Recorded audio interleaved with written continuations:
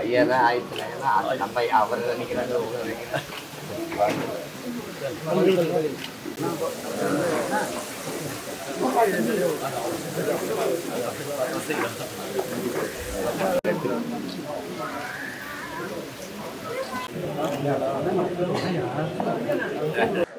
தமிழ் பேரினத்தினுடைய பெருமைமிக்க அடையாளங்களில் ஒன்றாக மாறி இருக்கிற தினத்தந்தி நாளேட்டினுடைய நிறுவனர், உடல் மண்ணுக்கு உயிர் தமிழுக்கு என்று உறக்க முழக்கமிட்ட தமிழர் தந்தை ஐயா சீபா ஆதித்தனார் அவர்களுடைய அன்பு மகன், இதழியல் உலகில் வேந்தராக விளங்கிய பெருந்தகை, இந்த நாட்டினுடைய ஒலிம்பிக் சங்கத்தினுடைய தலைவராக 2 முறை இருந்து எண்ணற்ற வீரர்களை உருவாக்கிய மகத்தான மனிதர்,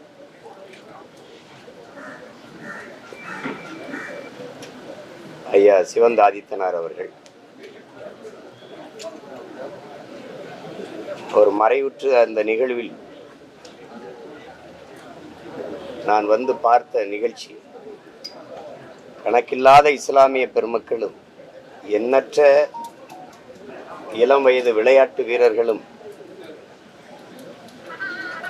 அழுது அரற்றியதை பார்க்கும்போது அவர் எவ்வளவு தூரம் இஸ்லாமிய மக்களோடு அன்பு கொண்டு நேசித்து நின்றிருக்கிறார், சாதனை பல படைத்த விளையாட்டு வீரர்களை எவ்வளவு பேரை உருவாக்கி இருக்கிறார் என்பதற்கு சான்றாக இந்த நிகழ்வு இருந்தது. அவர் மறைந்து சில நாட்கள் நான் பல்வேறு இடங்களுக்கு பயணம் செய்கிற போதெல்லாம் எல்லா இடங்களிலும் விளையாட்டு வீரர்கள் அவருடைய உருவப்படத்தை பொறித்து அவருக்கு வணக்கத்தை செலுத்தி இரங்கலை தெரிவித்திருந்த அந்த சோரொட்டிகளை பார்த்தேன். எவ்வளவு வீரியமிக்க விதைகளை இந்த மண்ணில் அவர் விதைத்திருக்கிறார் என்பதை அறிந்து நெகிழ்ந்தேன். இப்படிப்பட்ட ஒரு மதிப்புமிக்க தமிழர், அவருடைய நினைவை போற்றுகிற நாள் இது.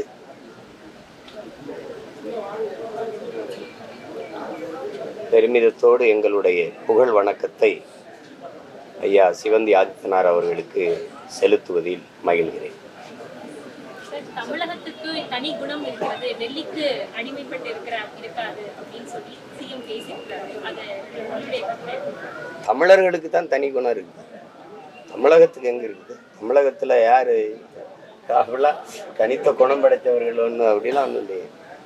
சும்மா எல்லாரும் சொல்லணுங்கிறதுக்காக ஒரு உரையாடலாம் சொல்லி வைக்கிறது. தமிழர்களுக்கு தனித்த குணம் இருக்கு இந்த நிலப்பரப்பு முழுதும். என்ன தனித்த குணம் தமிழ்நாட்டுக்கு என்னத்தை காட்டிட்டாங்க அவங்க? இந்த இந்திய ஒன்றிய அரசுகளோடு கூட்டணி வச்சு ஆட்சியில் இருந்துக்கிட்டு அப்புறம் மாநில தன்னாட்சியை பேசுனா எப்படி? நான் கேட்கறதுக்கு ஒவ்வொன்றா நீங்கள் பதில் சொல்லணும். இந்திய திணிச்சது யாரு? காங்கிரஸ். காங்கிரஸ் அதை எதிர்த்து போராடினது யார்? இந்த நிலம் முழுமைக்கும் தமிழன் மட்டும்தான். உங்களுக்கு புரியுதுன்னு நினைக்கிறேன். இந்த இத்தனை மாநிலங்கள்லாம் ஒருத்தன் தான் போராடினான். ஏன்னா அவனுக்கு தான் இந்த பியூர் ரேஸுங்கிற தூய ரத்தம் இருக்கிற இனம் ஒருத்தனாக தான் இருக்கான். அப்போ போராடும்போது திருப்பி எவன் இந்திய திணிச்சானோ அவனோட கூட்டணி வச்சது யார்? அற்ப தேர்தல் அரசியல் பதவிக்காக, வெற்றிக்காக, பதவிக்காக இந்த கட்சிகள் தான். இந்த மாநில உரிமையெல்லாம் பறித்து கொண்டு போன பெருமக்கள் யார்? இந்த கட்சி தான், காங்கிரஸ் தான். அந்த மாநில உரிமையெல்லாம் பறித்து கொண்டு போகும்போது ஆட்சியில் இருந்த பெருமக்கள் யார்? இன்னைக்கு தீர்மானம் நிறைவேற்றிய பெருமக்கள் தான். இந்த தனித்த குணம் பேசுகிறாங்களே இவங்க தான். சும்மா ஒரு வெற்று இதுக்காக அப்படி பேசுறது. வீழ்வது நாமாக இருந்தாலும் வாழ்வது தமிழாக இருக்கட்டும், எங்கும் தமிழ், எதிலும் தமிழ், இதெல்லாம் சொல்றதா? தமிழர் என்று சொல்லடா, தலையிலிருந்து நில்லடா அப்படின்னா ஒரு முழக்கம். அதெல்லாம் இருக்கா? தமிழகத்துக்குன்று இன்னும் தனி குணம் இருக்குது. ஊழல் லஞ்சத்தில் ஊறி திளைச்சதில் ஊழல்லாம் முதலிடத்தில் இருக்குது. இது தனி குணமா? அது அறம் சார்ந்து வாழ்ந்த மறவர்களின் கூட்டத்தில் இப்படிதான் இருக்குதா? சொல்லுங்க. கும்பிடுற கோயிலுக்குள்ள எல்லாரும் ஒன்றா போய் கும்பிட முடியல. இது ஒரு தமிழகத்துக்கு தனி குணமா? எதையாவது சொல்கிறது தான். இந்தியாவிலேயே இளமுதைகள் அதிகமாக இருக்கிற மாநிலம் தமிழ்நாடு தான் சொன்னது யாரு? நான் சொல்லணுமா? உங்களுக்கு நினைவில் இருக்கா? இல்லை மறுபடியும் நினைவிட்டணுமா? இதில் தனி குணமா, தனி பெருமையா தமிழகத்துக்குன்னு? தேர்தல் வரும்போது தமிழகம் இதுலலாம் ஒரு தனி காதல் வரும். அதுதான், அது ஒன்றும் பண்ண முடியாது. பார்த்து ரசிச்சுக்கிட்டு கேட்டுக்கிட்டு போக வேண்டியதுதான். அந்த இந்த தேர்தல் வரும்போது வருகிற இனிப்பு பசப்பு இந்த வெற்று வார்த்தைகளுக்கு மயங்குகிற ஒரு கூட்டம் அது இல்லை, மாறிடுச்சு. அறிவு தெளிவும் அரசியல் புரிதலும் கொண்ட விழிப்புணர்வுற்ற ஒரு தமிழ் சமூகம் எழுந்து வருதுங்கிறத கவனத்தில் வச்சுக்கிட்டு இந்த கதைகளை எல்லாம் விடணும். சும்மா அப்பப்போ வேற ஏதாவது பேசிட்டு அதை இருக்கக்கூடாது. வேற ஏதாவது தமிழீழம் தொடர்ந்து பேசக்கூடிய தலைவர்லாம் முக்கியமான தலைவராக நீங்க இருக்கீங்க. நேற்று சிஎம் பேசும்போது டெல்லிக்கு அவுட் ஆஃப் கண்ட்ரோல் தான் தமிழ்நாடு எப்படின்னு பேசியிருக்காரு. அது சாத்தியம் நினைக்கிறீங்க? இவ்வளவு நாள் அப்படி இருந்திருக்கா? அவுட் ஆஃப் கண்ட்ரோல்னா என்ன பண்ணும்? என்னை பாருங்க, முக்கியமான பேரிடர் காலங்களில் நிதி தர மாட்டேங்கிற, எங்களுக்கு தர வேண்டிய நிதியை தரலை, அதனால ஆசிரியர்களுக்கு சம்பளம் கொடுக்க முடியல, சில முக்கியமான திட்டங்கள் நிறைவேற்றப்பட முடியாமல் இருந்தது, அதனால என் மாநில வரி உனக்கு தர முடியாதுன்னு சொன்னால் அவுட் ஆஃப் கண்ட்ரோல். அது அவன்கிட்ட கொடுத்துக்கிட்டு அவரை தரலைன்னு நெஞ்சிலை வயிற்றுல அடிச்சுட்டு புலம்புறது அவுட் ஆஃப் கண்ட்ரோல் இல்லை, அண்டர் கண்ட்ரோல். புரியுதா? புரியுது. உச்சநீதிமன்றம் வழங்கிய தீர்ப்பை துணை குடியரசுத் தலைவர் விமர்சனம் பண்ணியிருக்காரு. உச்சநீதிமன்றம் சூப்பர் நாடாளுமன்றம் போல செயல்படுகிறது. அதை முதலா எழுப்புனது நான் தான். இந்த நிலத்துல 10 ஆண்டுகளா பேசி வர்றேன். அவங்க இதுக்கு பயன்படுத்திக்கிறாங்க, வக்பு சட்டத்துக்கு பயன்படுத்திக்கிறாங்க. நான் கேட்டது கச்சத்தீவு மீட்பு அப்படின்னு நாங்கள் தமிழ்நாடு அரசு நீதிமன்றத்துக்கு போகும்போது இது கொடுத்ததான்னு சொல்றது இவங்க தான். நீட் எழுதணுமா வேணாமா யார் முடிவெடுக்க வேண்டியது? நீதிமன்றம். காவிரியில் எனக்கு நீர் இருக்கா இல்லையா? நீதிமன்றம். முல்லை பெரியாற்று அணையை அவள் இடிச்சுட்டு கட்டணுங்கிறா, அது இடிக்கணுமா வேணாமா முடிவெடுக்க வேண்டியது யாரு? அவர் தான். அப்போ நான் என்ன கேட்டேன், இந்த நாட்டில் இந்த பாராளுமன்ற சட்டமன்றத்துக்கிட்ட பல்லாங்குழி ஆடுறதுக்கான எல்லாவற்றையுமே நீதிமன்றம் தான் முடிவெடுக்கும் என்றால் அப்புறம் பாராளுமன்றம் சட்டமன்றம் எதுக்குன்னு கேட்டால் நான் தான். அவங்க இதை இப்போ வக்பு வாரிய சட்டத்துக்கு எதிராக இது பண்ணுறாங்க. ஆனால் அவங்களுக்கு ஆதரவாக சொல்லி இருந்ததுன்னு வச்சுக்கிறோங்க, நீதிமன்றம் அருமையான நீதிமன்றம், எதிராக வந்தா என்ன நீ தலையிடுற அப்படின்னு. இந்த ஆட்சியாளர்கள் எது ஒன்றையும் சட்டத்தின் பக்கம் தள்ளி விடுவாங்க. இப்போ நான் ஒரு நீட்டுக்கு எதிராகவே ஒன்று கொண்டு வரேன்னு வச்சுக்கிறீங்களேன், நீ நீதிமன்றத்துக்கு போய்க்க அப்படின்னா அது நீதிமன்றம் யார்? நீதிபதியை நியமிக்கிறது யாரு? ஆட்சியாளர்கள். அவங்க என்ன நினைக்கிறாங்களோ அதுங்க பேசணும்னு நாங்கள் எதிர்த்து போறோன்னா சட்டத்தை மதிக்க மாட்டேற, நீதிமன்றத்தை அவமதிக்கிற, சட்டத்தை மீறி போராடுற அப்படின்னு வந்துடும். அப்புறம் சட்ட மீறல், தேச துரோகம் இதெல்லாம் அதில் வந்துடும். இப்போ அவங்களுக்கு அந்த கேள்வி கேட்ட ஆள் யார் தெரியுங்களா? அதுவும் நான் தான். போராடும் போது சரி அந்த இஸ்லாமிய வக்புங்கிறத தூக்கிடுவோம், நம்ம மக்களுக்கு எளிதாக புரியல, இஸ்லாமிய அறக்கட்டளைன்னு வச்சுக்கிறோம். இஸ்லாமிய அறக்கட்டளை உருவாக்குனது இஸ்லாமிய பெருமக்கள் தான். அது இஸ்லாமியர் நலனுக்கு தான். ஏக இறைவன் அல்லாவின் திருப்பெயரால் ஏழை எளிய மக்களுக்கு உதவணும்னு கொடையாளர்கள் கொடுத்த ஈகை தான் அது.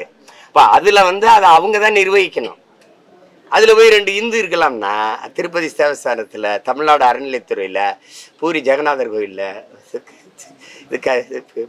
கேரளாவில் இருக்க ஐயப்பன் கோயிலில் 2 இஸ்லாமிய 2 கிறிஸ்தவரை நிர்வாகியை போட நான் சொல்கிறேன், குற்றம் சாட்டுறேன். தமிழ்நாடு கோயில்களுக்கு சொத்துக்களில் நிறைய இடங்கள் ஆக்கிரமிக்கப்பட்டிருக்குன்னு நான் சொல்கிறேன். இங்கே எவ்வளவு ஆண்டு ஒன்றுக்கு அறநிலையத்துறையின் மூலமாக வருவாய் வருதுங்கிற கணக்கு வெளிப்படையாக இல்லைன்னு நான் குற்றம் சாட்டுறேன். அதனால 2 இஸ்லாமியர் கிறிஸ்தவரை நிர்வாகியை போடுவியா? எப்படி இருக்கு? அப்படின்னா நீ சாதி மதங்களை எல்லாம் கடந்து ஒரு சமநிலை சமூகம் படைக்க, நல்ல நேர்மையான நிர்வாகம் படைக்க துடிக்கிறாயின்னு அர்த்தம். அதை விட்டுட்டு இதில் மட்டும் 2 இந்து இருப்பான்னா உன் நிர்வாகத்தில் 2 இஸ்லாமியனை சேரேன் எப்படி இருக்கு? அதை ஆர்ப்பாட்டத்தில் கேட்டாலும் நான் தான். அதை மறுபடியும் நீதிபதிகள் கேட்குறாங்க. அதுக்கு தான் அவர் சொல்கிறார், துணை ஜனாதிபதி இது நீ என்ன இப்படி தலையிடுற அப்படின்னு. அப்போ இதுவரைக்கும் மற்றதெல்லாம் நீதிமன்றம் தலையிட்டுச்சுல. பாபர் மசீதி இடித்து ராமர் கோவில் கட்டுறதுல என்ன தீர்ப்பு சொல்லுச்சு? நான் சொல்லுவேன் அந்த தீர்ப்பை. ராமர் இங்கு பிறந்ததாகவோ அல்லது அவர் இருந்ததாகவோ வாழ்ந்ததாகவோ வரலாற்று சான்றுகளோ தொல்பொருள் ஆய்வோ இல்லை. ஆனால் இங்கு பிறந்ததாக நம்பப்படுகிறது. அந்த நம்பிக்கையின் அடிப்படையில் தீர்ப்பு. நீங்க தானே சொன்னீங்க முத்தலாக் எப்படி? இஸ்லாமிய மக்களின் நம்பிக்கை. அதுக்கு தீர்ப்பு வரும்போது சட்டப்படி தீர்ப்புங்கிறீங்க. அது சட்டமாயிருது, இது நம்பிக்கையாயிருது. அப்போலாம் வாயில் என்ன இருந்துச்சு, ஏது ஏற்று கேட்கல. ஏன்னா உங்களுக்கு சாதகமாக தீர்ப்பு வந்துருச்சு அதானே. அது இதெல்லாம் அதிகாரத்தின் ஆட்டம். அடிமைகள் நாம ரசிக்கலாம், வேற ஒன்றும் பேசிட முடியாது. வேற துறைமுறைகள் நடத்தக்கூடிய யூடியூப் சேனலுக்கும் நாம் தமிழருக்கும் தொடர்பு இல்லை. அதுல வரக்கூடிய தகவல்கள் நாம் தமிழரோடது இல்லைன்னு நீங்க அறிக்கை விட்டுருக்கீங்க. திடீரென்னு அறிக்கை விடுறதுக்கான காரணம் என்ன நடந்துச்சு? இல்லை அது உண்மையிலே அது அவர் தம்பியுடைய தனிப்பட்ட வலையொலி. அது எல்லாரும் என்ன நினைக்கிறாங்கன்னா, அவர் பேசுறதுல இப்படி பேசுறாரு, உங்களுக்கு தெரியாம பேச. இப்படி என் பக்கத்தில் நிற்கிறாரு, கேளுங்க தம்பி, இப்படி பக்கத்தில் நிற்கிறாரு என் தம்பி, அவர் ஒரு கருத்தை பேசுறாரு, அது கட்சியின் கருத்தா பார்க்கப்படுது. அப்படி பார்க்க முடியாதுல்ல, அது பார்க்க முடியாது. அவர் தனிப்பட்ட வலையொலி, அதை தெளிவுபடுத்த வேண்டியிருக்கு. உங்களுக்கு தெரியாமையா பேசுறாரு, நீங்க சொல்லாமையா பேசுறாரு அப்படின்னா, இல்லை உண்மையிலே அது எனக்கு தெரியாது. அது அவர் ஒரு கருத்து வச்சிருக்கிறாரு, அந்த கருத்தை அவர் வலைவெளியில் பதிவு பண்ணுறாரு. அதை தெளிவுபடுத்தணுங்கிறதுக்காக தான் அந்த அறிக்கையை கொடுக்க வேண்டியதாகிடுச்சு. இப்போ குழப்பம் இல்லை, புரியுதா?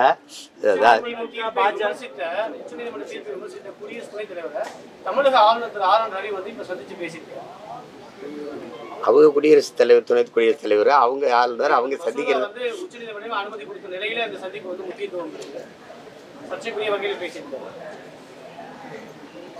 அது அந்த சந்திப்பை நாம் போய் என்ன கருத்து சொல்ல முடியும்? ஏன் சந்திக்கிறீங்க, எதுக்கு சந்திக்கிறீங்க, யாரை கட்டி சந்திக்கிறீங்களா நம்ம கேட்க முடியாது. சந்திக்கிறாங்க, அதே தான் அதிகாரத்தில் இருப்பவர்களினுடைய விளையாட்டு. நம்ம வளாகத்தில் உட்காந்து வேடிக்கை பார்த்து இருக்கலாம், அவ்வளோதான் செய்ய முடியும். நமக்கு அவ்வளோதான் இருக்கு.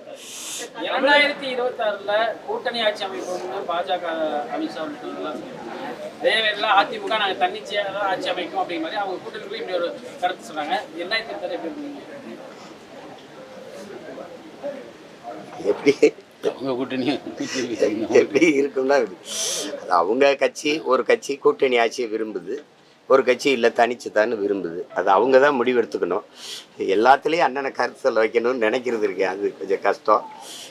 என்னகிட்ட கேளுங்க, நான் தனித்து போட்டிடுவேன், நீ என்னென்ன செய்வாயின்னு கேளுங்க, நான் சொல்கிறேன்.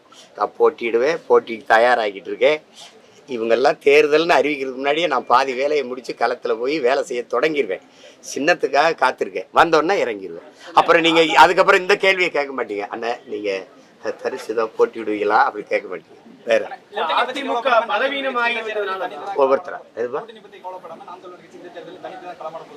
தனித்துங்கிற வார்த்தையை தவிர்த்துருங்க.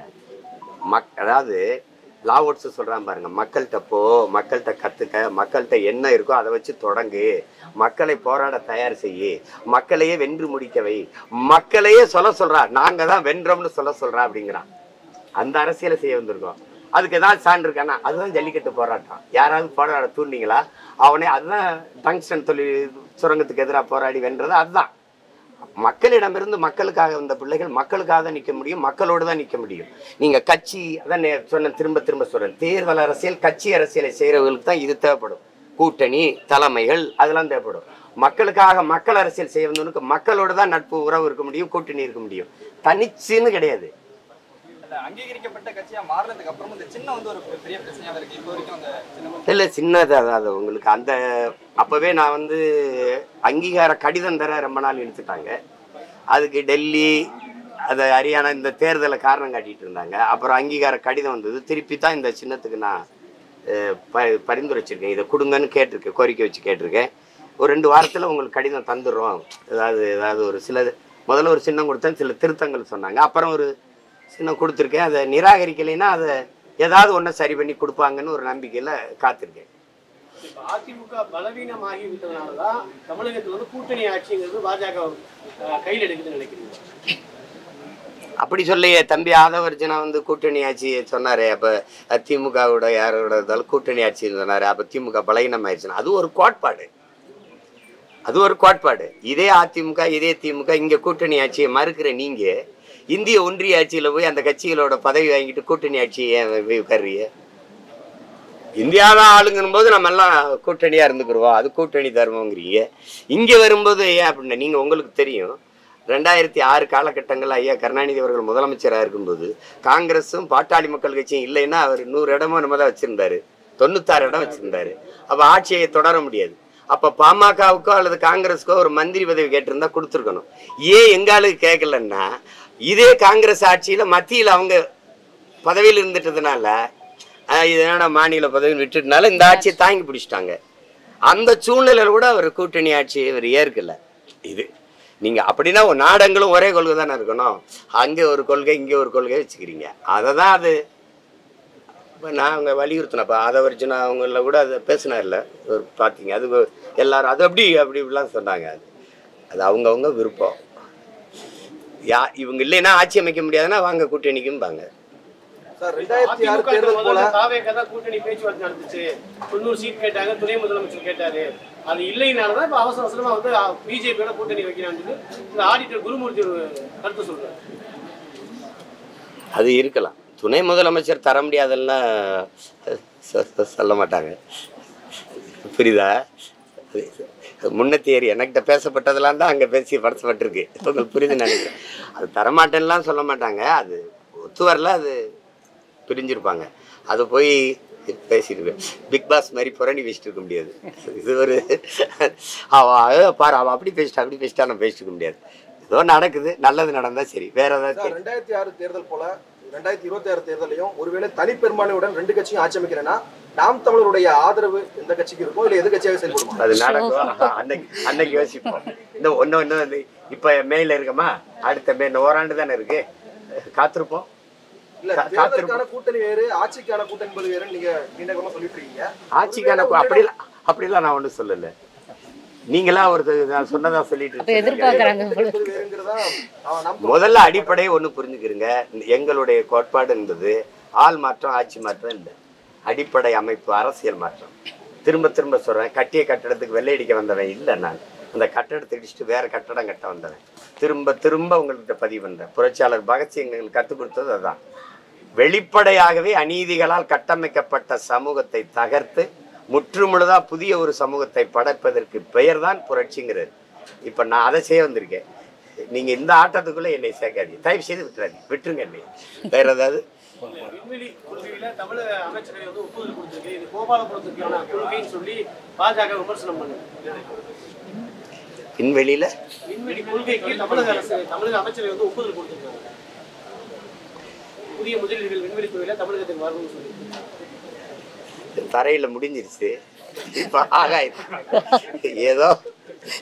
ஏதோ நல்லது நடந்தது. நன்றி, வணக்கம்.